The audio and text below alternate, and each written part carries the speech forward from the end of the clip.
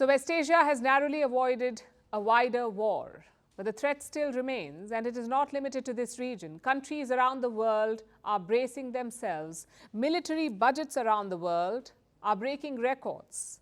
Last year, global defense spending crossed a record $2.4 trillion. This is the biggest increase in defense budgets in 14 years, and this has happened across the board. Defense spending has gone up in Africa, Europe, West Asia, Asia, Oceania, and the Americas. They're all spending big on their militaries. But two countries are driving this surge, the United States and China.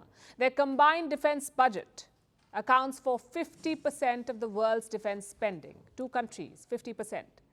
Look at the numbers. Last year, the United States spent $916 billion on defense. China allocated $296 billion for their army. So put together, that's more than $1.2 trillion, which should not be surprising because the US and China are the world's biggest economies. They are also geopolitical rivals. So their military budgets are proportional to the size of their economies. They're also a reflection of escalating tensions between the two in conflict zones and territorial disputes in the Indo-Pacific, like in the South China Sea, where China is asserting itself and threatening to take Taiwan by force, also intimidating neighbors like the Philippines, or in the East, where Japan is feeling the heat. The Chinese military has been aggressive. These conflicts drive militarization. China is trying to match America's military might, and this is causing a ripple effect throughout the region. In 2023, Taiwan boosted its military budget by 11%. Last year, they spent close to $17 billion on defense. Same with Japan. Their budget shot up by 11%. Japan spent over $50 billion on defense in 2023. So the global trend is clear. Conflicts are on the rise, and it's pushing up military spending. Since 2010, violent conflicts have tripled. In 2022, 2 billion people were living in conflict-hit areas. So people around the world are feeling more unsafe and insecure, and wars are nowhere close to ending. Take the case of Russia.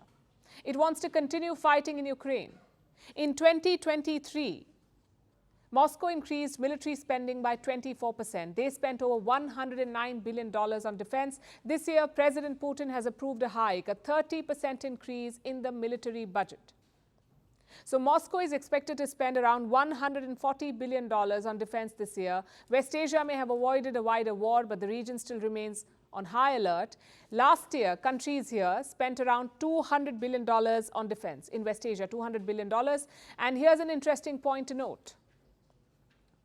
If you look at military spending in proportion to GDP, West Asia spends the most, meaning they lead the world in military spending on a GDP basis. Saudi Arabia is the largest defense spender here with a budget of around $75 billion. And then we come to India. It has a challenging neighborhood. On one side, we have Pakistan, the top exporter of terrorism and a country that we fought wars with. On the other side is China, unrelenting in its expansionism and provoking India both on the Himalayan border and in the high seas. So India too is spending more on defense. Last year, it was the fourth largest spender with a budget of around $83 billion. And so far, we've covered only traditional conflicts, the battles for territory, but our world today has many other forms of conflict. In Central America and the Caribbean, for example, they need bigger defense budgets to fight organized crime. In Africa, conflict against rebel groups in Congo fueled the biggest rise in defense spending. Congo's budget surged by more than 100%. That's the largest in terms of percentage. And this is indicative of the overall trend, a growing appetite for conflict and countries splurging on weapons. Needless to say, this makes our world a more dangerous place.